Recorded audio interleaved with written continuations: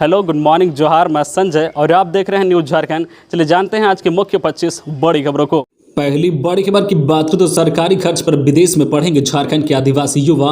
मुख्यमंत्री हेमंत सोरेन ने शुरू की योजना। गरीब आदिवासी युवाओं को सरकारी खर्च पर विदेश में पढ़ाई कराने की झारखंड सरकार की योजना गुरुवार को शुरू हो गई है। मुख्यमंत्री हेमंत सोरेन मरंगोम के जयपाल सिंह मुंडा पारदेशीय छात्रवृत्ति योजना का शुभारंभ किया है। इस मौके पर उन्होंने कहा कि सरकार गरीब आदिवासियों के उत्थान के लिए प्रतिबद्ध है। इसके तहत छात्र का विदेश के विश्वविद्यालय में उच्च शिक्षा के लिए चयन किया गया है। इन्हें इंग्लैंड और स्कॉटलैंड भेजा जाएगा। मुख्यमंत्री ने इन छात्रों से मुलाकात कर इन्हें सम्मानित किया है। साथ ही उज्जवल भविष्य की शुभकामनाएं भी दी है। इन छात्रों की पढ़ाई का सारा खर्च सरकार उठाएगी। इस मौके पर मुख्यमंत्री हेमंत सोरेन ने कहा कि पिछले साल विश्व आदिवासी दिवस के दिन झारखंड के युवाओं को उच्च शिक्षा के लिए विदेश भेजने की सोच आज रंग लाई है। अगली बड़ी खबर की बात करें तो मुख्यमंत्री हेमंत सोरेन ने नक्सलियों के सप्लाई चेन को ध्वस्त करने का दिया आदेश। कहा विस्फोटक पर रखे नजर। मुख्यमंत्री हेमंत सोरेन ने नक्सली गतिविधियों को रोकने को लेकर चल रही सरकारी कयावत की जानकारी लेने के लिए गुरुवार को गृह विभाग की समीक्षा की। मौके पर उन्होंने अधिकारियों को निर्देश दिया है कि खनन में उपयोग होने वाले विस्फोटक नक्सलियों तक न पहुंचे, इस पर नजर रखे। समीक्षा के दौरान मुख्यमंत्री ने राज्य के खुट्टी, रांची, सरायकेला, चाईबासा, कुल्हाल क्षेत्र के पारसनाथ, बूढ़ा पहाड़ और बूढ़ा पहाड़, छत्तीसगढ़ एवं चतरागया, पलामू, औरंगाबाद सीमा क्षेत्र की भी जानकारी ली है। उन्होंने अधिकारियों को नक्सलियों की सप्लाई चेन व खनन में उपयोग होने वाले विस्फोटक को नक्सलियों तक नहीं पहुंचने देने का निर्देश दिया है। मुख्यमंत्री ने नाराजगी जताई है कि आत्मसमर्पण करने वाले नक्सली खुली जेल के बजाय सामान्य जेल में क्यों रखे गए हैं। उन्होंने अधिकारियों को निर्देश दिया है कि ऐसे नक्सली जो आत्मसमर्पण किए हैं उन्हें शीघ्र खुले जेल में शिफ्ट करें। खुले जेल से संबंधित मैनुअल में अगर किसी तरह के बदलाव की जरूरत हो तो वह भी करे। इसके साथ ही आत्मसमर्पण करने वाले नक्सलियों को मिलने वाली राशि देने की प्रक्रिया को सरल बनाएं। अगली बड़ी खबर की बात करें तो राज्य में 2 दिन होगी भारी बारिश, येलो अलर्ट जारी। आने वाले दिनों में सूबे के लोगों को खराब मौसम से निजात नहीं मिलेगी। मौसम विभाग का पूर्वानुमान है कि अगले 2 दिनों तक राज्य के दक्षिणी और मध्य भागों के 1-2 स्थानों में मूसलाधार बारिश होगी। इसमें दक्षिणी झारखंड, पूर्वी सिंहभूम, पश्चिमी सिंहभूम, सिमडेगा, सरायकेला खरसावां के अलावा मध्य भाग के रांची, बोकारो, गुमला, हजारीबाग, खूंटी व रामगढ़ शामिल हैं। इन इलाकों के लिए मौसम विभाग ने 2 दिनों 24 से 25 सितंबर तक येलो अलर्ट जारी किया है। इसके बाद 26 सितंबर से 28 सितंबर तक मौसम में थोड़ा बदलाव होगा। इस अवधि में सामान्यतः आसमानी बादल छाए रहेंगे और गर्जन के साथ कुछ इलाकों में हल्के से मध्यम दर्ज की बारिश हो सकती है। इस समय अधिकतम तापमान 24 से 29 और न्यूनतम 22 डिग्री सेल्सियस तक रहेगा। अगली बड़ी खबर की बात करें तो गाइडलाइन का सख्ती से कराएं पालन, मास्क नहीं पहनने वालों से जुर्माना वसूले हाईकोर्ट। झारखंड हाईकोर्ट ने राज्य सरकार को त्योहारों को लेकर जारी गाइडलाइन का अभी से ही सख्ती से पालन कराने का निर्देश दिया है।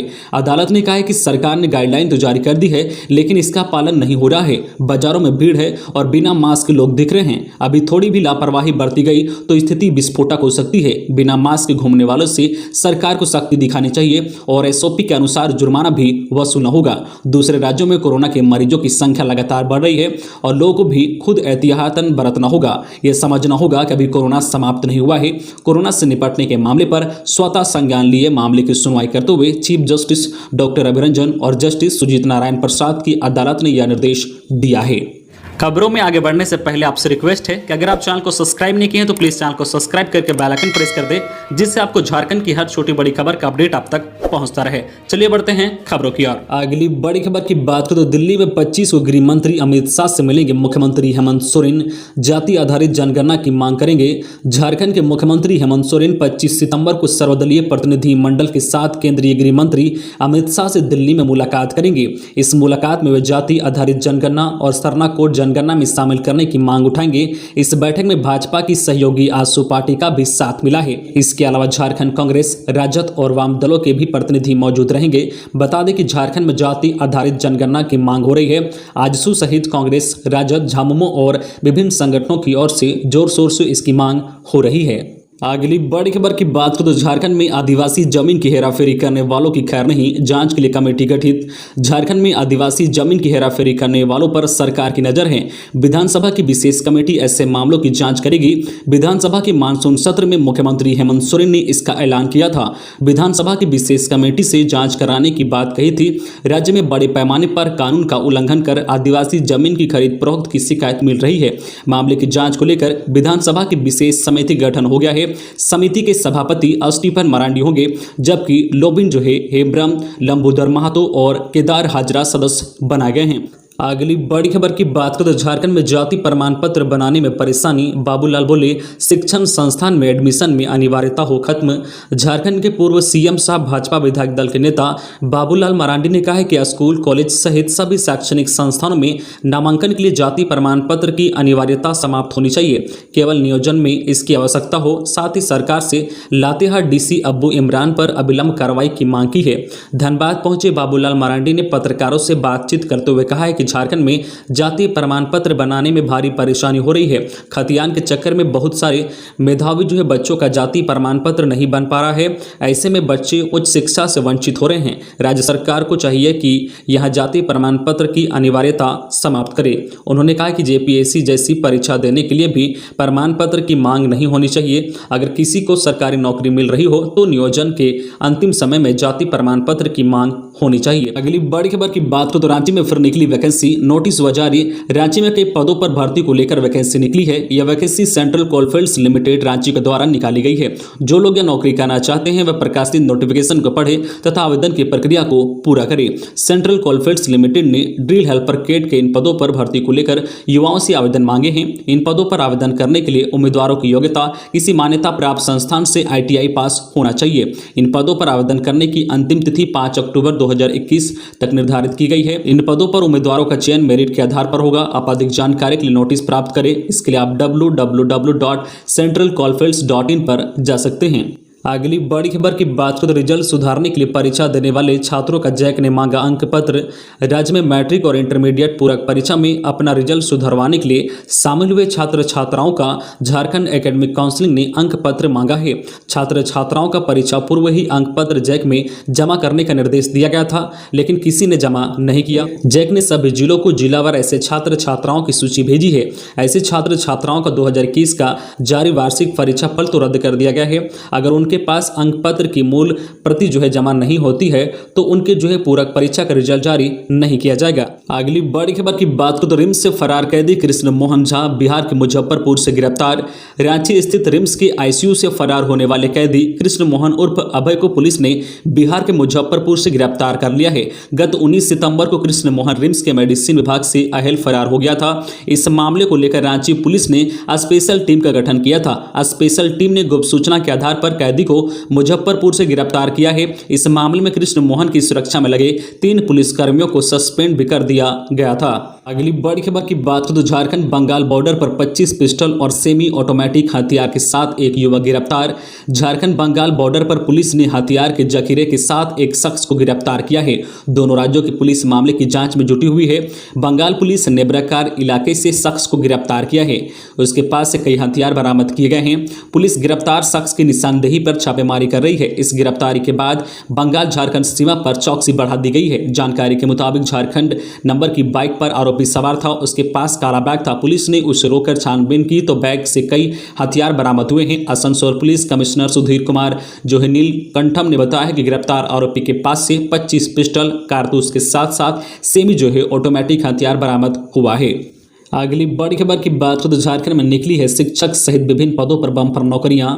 झारखंड शिक्षा परियोजना परिषद ने शिक्षक सहित विभिन्न पदों पर भर्तियां निकाली हैं। इन पदों के लिए आवेदन की प्रक्रिया जारी है। आवेदन की अंतिम तिथि में 4 दिनों का समय और बचा है। ऐसे में जिन अभ्यर्थियों ने अभी तक इन पदों के लिए आवेदन नहीं किया है वह परिषद की आधिकारिक वेबसाइट JEPC.jharkhand.gov.in पर जारी अधिसूचना को पढ़कर 27 सितंबर 2021 तक आवेदन कर सकते हैं।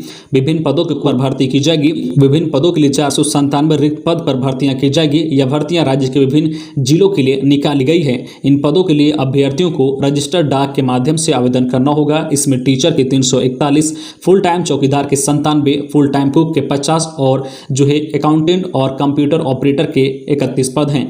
अगली बड़ी खबर की बात करें तो झारखंड सीनियर महिला हॉकी टीम का विशेष प्रशिक्षण शिविर 25 सितंबर से सिमडेगा में, आगामी 21 से 31 अक्टूबर तक झांसी उत्तर प्रदेश में आयोजित होने वाली 11वीं हॉकी इंडिया सीनियर महिला चैंपियनशिप के लिए झारखंड का ट्रायल गत 29 अगस्त को सिमडेगा में किया गया था। इस ट्रायल में कुल 31 खिलाड़ियों का चयन किया गया।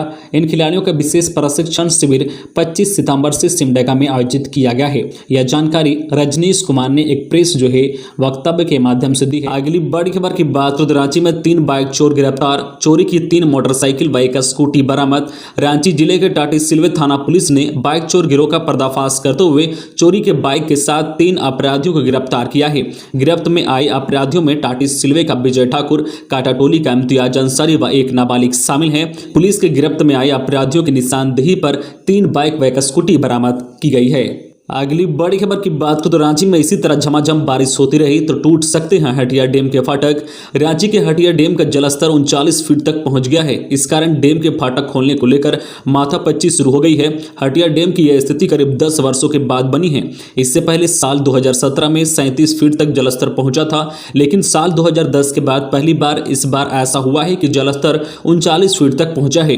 डैम के ओवरफ्लो होने की आशंका से अधिकारियों के पसीने छूट रहे हैं, क्योंकि डैम का फाटक पुराने होने के साथ साथ जर्जर हो चुके हैं। वही फाटक के कई पार्ट्स चोरी हो चुके हैं। ऐसे में अगर कुछ दिन और बारिश होती है तो फाटक के टूटने की आशंका बढ़ जाएगी। बता दें कि फाटक को खोलने का प्रयास पूर्व में भी किया गया था, लेकिन सफलता नहीं मिली थी। राजधानी रांची में झमाझम बारिश का दौर जारी है। इस वजह से सभी डैम पानी से लबालब हैं। हटिया डैम की बात की जाए तो इसका जलस्तर खतरे के निशान तक पहुंच गया है। अगली बड़ी खबर की बात करें तो गुमला जिले में जल्द प्रारंभ होगी विमान सेवा। गुमला जैसे पिछड़े और नक्सल प्रभावित जिले में जल्द ही विमान सेवा प्रारंभ करने की सरकार की योजना है। इसे लेकर लगातार पत्राचार हो रहा है। मजेदार बात यह है कि गुमला में विमान सेवा के लिए वाटर रनवे का निर्माण किया जाएगा। वाटर रनवे पर विमान लैंडिंग और टेक ऑफ करेगा। इसे लेकर नागर विमानन विभाग द्वारा उपायुक्त को भूमि का चयन करने का अनुरोध किया गया है। परिवहन नागर विमानन विभाग स्टेट हैंगर रांची के उड़ान निदेशक कैप्टन SP सिन्हा ने उपायुक्त को पत्र प्रेषित कर भूमि उपलब्ध कराने का अनुरोध किया है। अगली बड़ी खबर की बात करें तो SC/ST पर होने वाले अत्याचारों की निगरानी के लिए कमेटी पूर्ण गठित। झारखंड में अनुसूचित जाति एवं अनुसूचित जनजाति के विरुद्ध होने वाले अत्याचारों की निगरानी के लिए मुख्यमंत्री की अध्यक्षता में एक कमेटी पूर्ण गठित की गई है।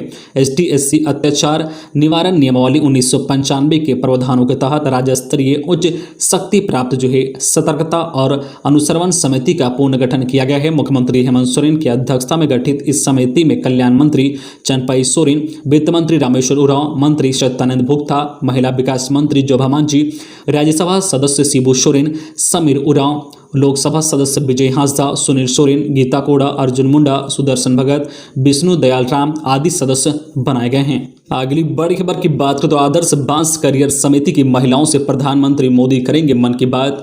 प्रधानमंत्री नरेंद्र मोदी 26 सितंबर को मन की बात करेंगे। इस दौरान वे झारखंड के खुट्टी जिले के रनिया प्रखंड स्थित केलो गांव में संचालित आदर्श बांस करियर समिति की संचालिका मीरा देवी सहित 11 अन्य सदस्यों से मन की बात करेंगे। मीरा देवी बांस की सामग्री बनाकर अपने साथ दूसरी महिलाओं को आर्थिक रूप से स्वावलंबी बना रही है।